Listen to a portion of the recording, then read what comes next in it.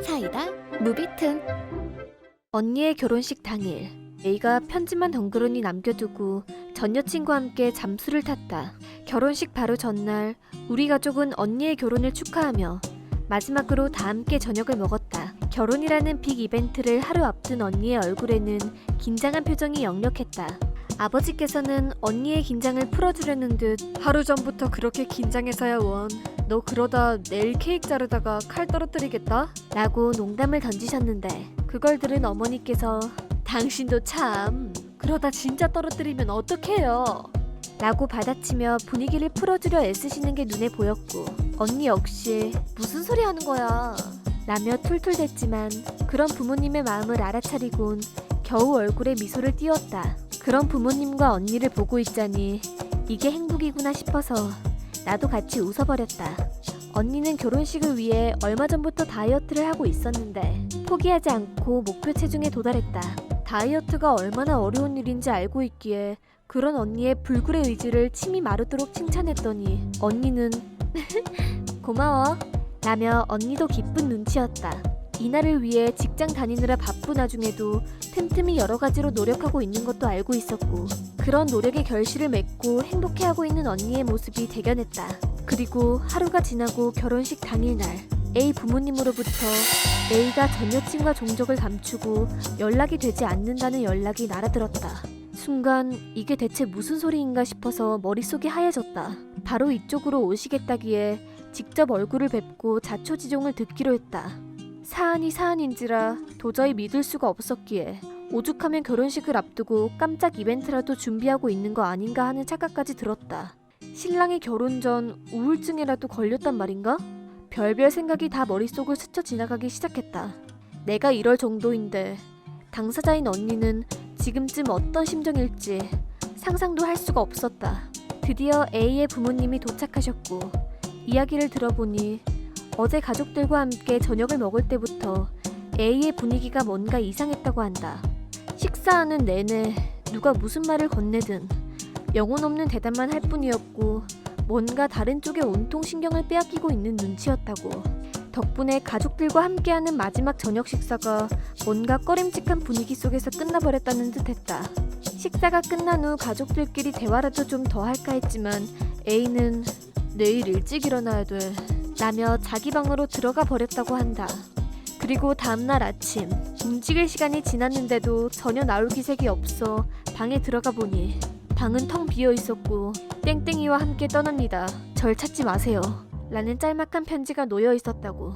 그 편지를 본 언니는 오열함을 주저앉았고 그 모습을 본 A의 부모님과 A의 남동생은 무릎까지 꿇고 손이 발이 되도록 빌었으며 우리 엄마 아빠는 그 모습을 그저 물끄러미 바라볼 뿐이었다.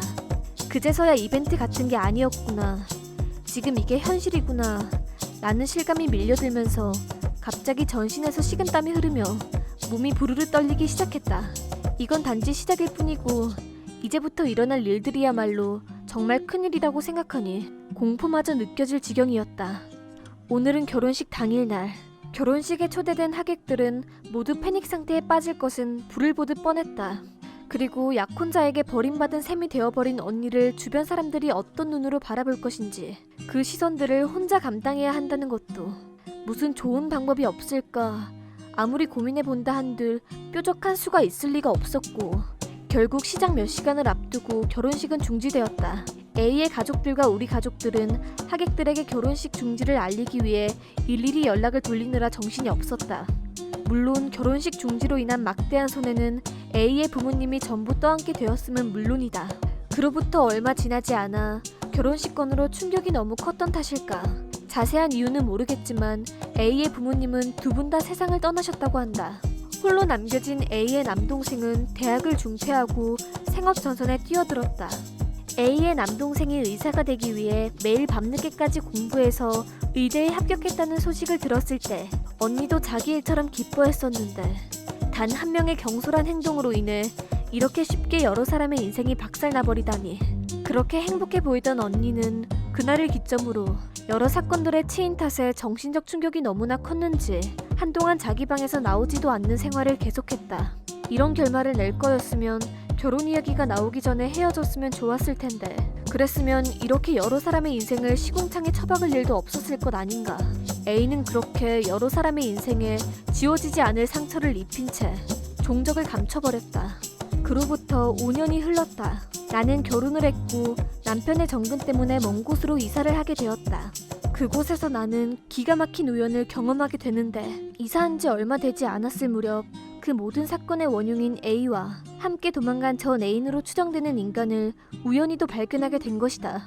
5년이라는 세월이 흘렀지만 저 얼굴을 어떻게 잊을 수가 있겠는가. 설마 닮은 사람일 수도 있지 않을까 싶은 마음에 철저하게 조사를 해보니 A와 그 전애인이 확실하다는 것이 밝혀졌다. 살고 있는 집의 모양새로 보아 경제적으로 아무 불편함 없이 생활하고 있는 듯했다. 우리 언니, 자기 부모, 자기 동생 모두를 불행의 구렁텅이에 쳐넣은 주제에 자기 혼자 행복하게 잘 살고 있다 이거지. 도저히 용서가 되질 않았다. 본인임을 확인하고 나니 분노가 치밀어 올라 당장이라도 쳐들어가고 싶은 마음을 겨우겨우 억눌렀다. 나는 A의 동생에게 익명으로 편지를 썼다. 당신의 형이 어디에서 어떻게 살고 있는지 말이다.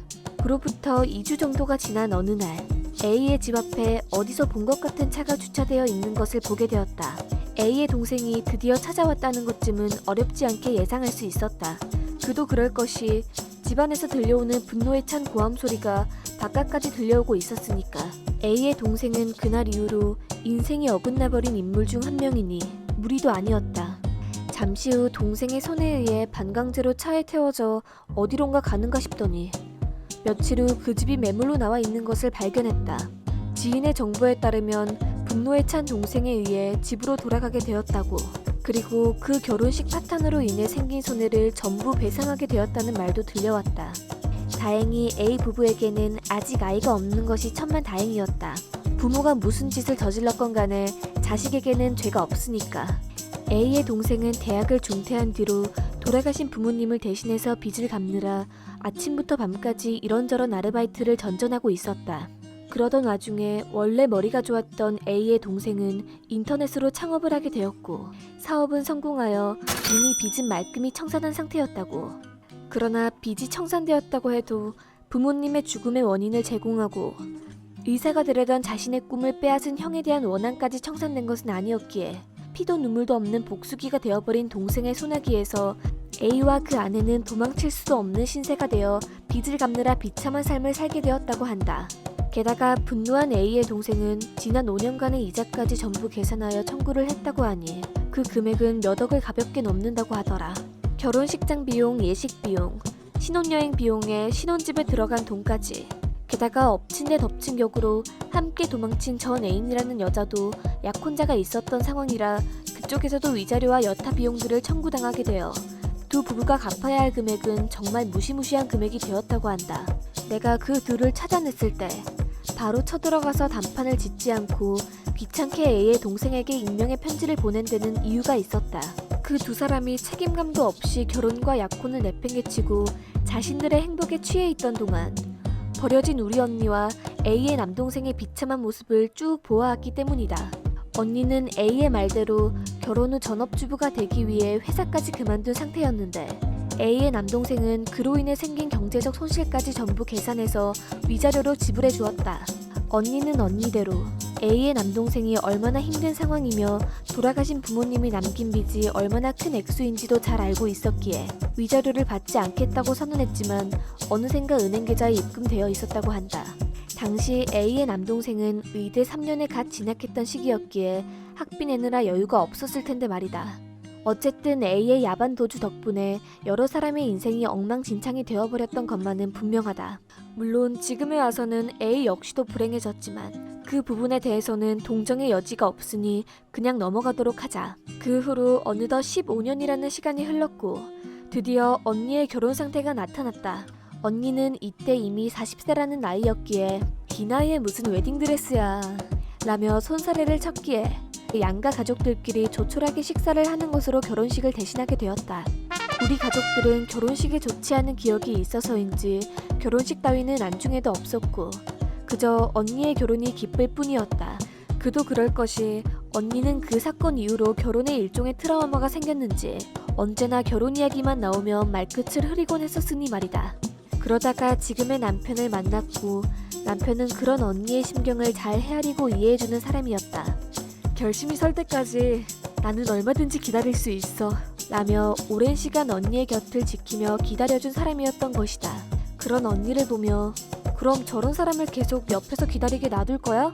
슬슬 마음 다잡고 결단을 내려야 되지 않겠어? 라며 나와 부모님을 설득을 했고 언니도 겨우 마음을 추스르고 과거의 상처를 딛고 일어서서 프로포즈를 받아들이기로 결심했다고 한다. 프로포즈를 받고 나서 10년이 지난 후의 일이었다. 언니는 이제서야 비로소 어두운 과거에서 벗어나 좋은 남편과 함께 행복한 생활을 누리고 있다. 그 사건 이후로 언니의 결혼에 대한 트라우마는 여간 심한 게 아니었기에 여기까지 오는데 너무 긴 시간이 걸려버렸다. 그랬던 언니가 드디어 결혼을 하다니 우리 가족에게 있어서 이렇게 기쁜 일이 또 있을까? 이미 40을 넘긴 나이. 자식은 포기했다며 웃음 짓는 언니의 모습이 너무 쓸쓸하게 느껴졌다.